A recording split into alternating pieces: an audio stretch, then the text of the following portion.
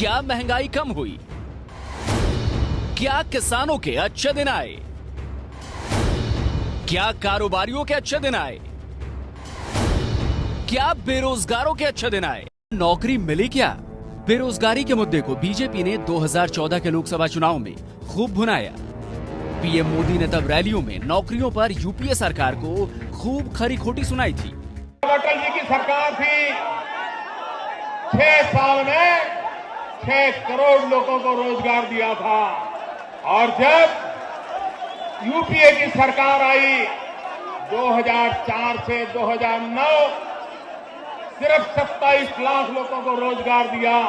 क्या ये कांग्रेस के हाथ में देश के नौजवानों का भविष्य सुरक्षित है? नरेंद्र मोदी तब की हर रैली में रोजगार को लेकर ऐसे ही बयान दिया करते थे। हेलो दोस्तों, कोटा में विगत कुछ दिनों से लगातार अभ्यर्थियों द्वारा की जा रही आत्महत्याओं के संदर्भ में आज हम फिर से चर्चा करने वाले हैं। कुछ दिनों पहले ही हमने बात की थी कि 3 अभ्यर्थियों ने एक साथ आत्महत्या कर ली थी। उसके उपरांत कल भी एक नीट के विद्यार्थी द्वारा आत्महत्या कर ली गई। अभी भी हमारी सरकारें आँख बंद कर सोए हुए हैं और इस बारे में कुछ कार्य नहीं कर रहे। इस विषय पे हम चर्चा करना चाहेंगे कि आखिर क्या सरकार के पास ऐसी कोई व्यवस्था है ही नहीं कि छात्रों के लिए कुछ किया जा सके। वर्तमान में लोकसभा में सत्र के दौरान कांग्रेस के एक विधायक द्वारा जब सदन में यह सवाल पूछा गया कि आपने 5 सालों में कितने रोजगार सृजन किए हैं, तो उसका जवाब देते हुए केंद्र सरकार में मंत्री जितेंद्र सिंह द्वारा जवाब दिया गया कि मोदी सरकार द्वारा विगत 5 सालों में 3,77,802 नौकरियां भर्ती की गई हैं, जबकि इन नौकरियों के लिए 22 करोड़ 6 लाख आवेदन किए गए हैं। अब इससे आप स्वयं भी सोच सकते हैं कि 22 करोड़ अभ्यर्थियों में मात्र 3 लाख अभ्यर्थियों को ही रोजगार दिया गया है। ये वही मोदी सरकार है जो यह कहती थी कि हम हर साल 2 करोड़ रोजगार देंगे। साथ ही मैं आपके सामने इस विषय पे आंकड़े भी स्पष्ट करना चाहूँगा। 2014-15 में 1,30,423 रोजगार का सृजन किया गया। 2015-16 1,11,807, 2016-17 76,147, 2017-18 38,100, 2018-19 1,47,096, 2020-21 78,555, 2020-21 38,850। तो ये वही सरकार जो ये कहती है कि हमने रोजगार सृजन किए हैं, और ये उसी सरकार के शासकीय आंकड़े हैं जिनके हिसाब से रोजगार में कमी दिखाई जा रही है। जबकि हम बात करें तो वर्तमान में केंद्र सरकार द्वारा जो रिक्त पद हैं वो 9,75,000 के आसपास हैं। ये ऐसे रिक्त पद हैं जो विभिन्न विभागों से आते हैं, जिनमें सरकार द्वारा भर्तियां नहीं की जा रही हैं। मात्र कार्मिक मंत्रालय के अंतर्गत 9,79,327 पद रिक्त पड़े हुए हैं। इन रिक्त पदों में 2,300 पद आईएएस और आईपीएस के हैं। हम बात करते हैं कि हमारी प्रशासनिक व्यवस्थाएं अस्त व्यस्त हैं। जब हमारे प्रशासनिक पदों पर नियुक्तियां ही नहीं होती तो स्वाभाविक रूप से हमारे जो सिस्टम होगा वो अस्त व्यस्त ही होगा, वो सुचारू रूप से कार्य नहीं कर सकेगा।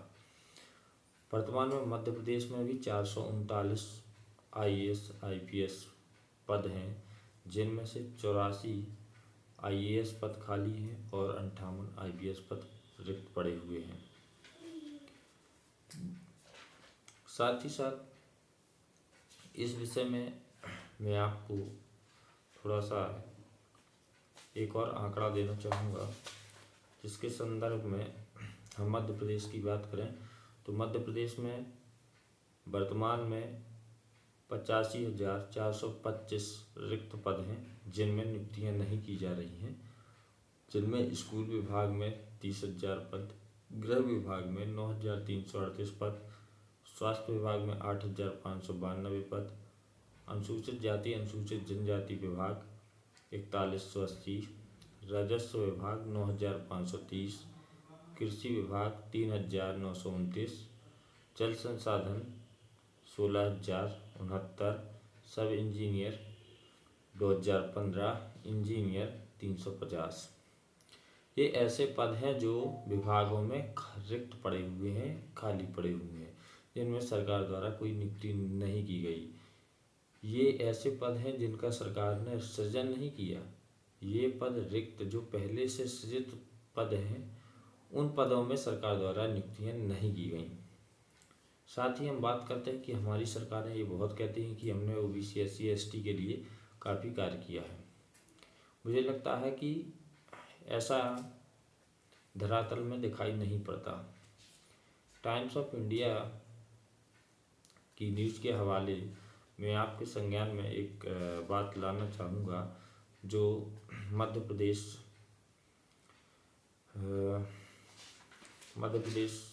PSC की ओर से ऐसा उनकी साइट में डला है। इसमें क्या है कि मध्य प्रदेश में अनुसूचित जाति अनुसूचित जनजाति के युवाओं को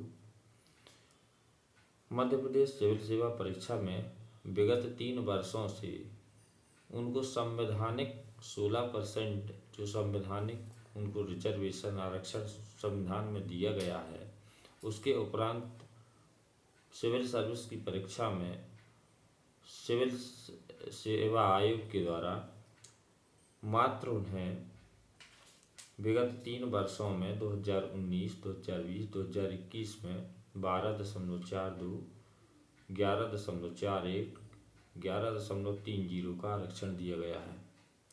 यानी कि हम बात करें तो अनुसूचित जाति के लोगों से सिविल सेवा आयोग द्वारा 4% आरक्षण चुरा लिया गया है।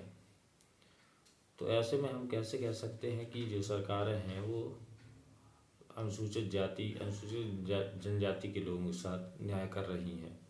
मुझे लगता है कि यह बहुत बड़ा अन्याय है और सभी अनुसूचित जाति अनुसूचित जनजाति OBC के लोगों को इसका विरोध करना चाहिए। साथ ही आज ही मैं एक न्यूज़ चैनल पढ़ रहा था, तो जिसमें मेरे संज्ञान में एक चीज़ और आई, जिसमें OBC SC ST के 1439 पद रिक्त हैं, जो IIT में रिक्त पद हैं, जिनमें मात्र 30% पदों में नियुक्तियां की जा रही हैं, जो 449 के आसपास बनते हैं।